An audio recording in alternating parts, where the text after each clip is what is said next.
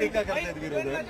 थापाडे म्हणतात. थापा मारतायत असं की म्हणतात. शेतकऱ्यांना आधी थापा मारल्या कर्जमाफीच्या आणि आता करता येणार नाही. अरे बाबा, ते थापाडे सगळ्यात मोठे थापाडे ते आहेत. त्यांच्या काळात वीज बिल माफ केलं होतं आणि लगेच सरकार आल्यावर लगेच बिलं पाठवली. मग थापाडे कोण? आम्ही का ते? त्यामुळे एकच मी सांगतो, आम्ही जे शब्द दिलेला आहे ते आम्ही बघा.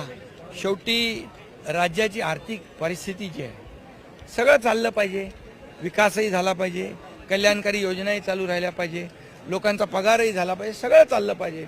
ही कसरत करत करत हे राज्य महाराष्ट्र राज्य हे मजबूत आहे. आणि आम्ही देवेंद्रजी, आम्ही अजितदादा या राज्याला देशामध्ये नंबर 1 केले, अजून मजबूत करू.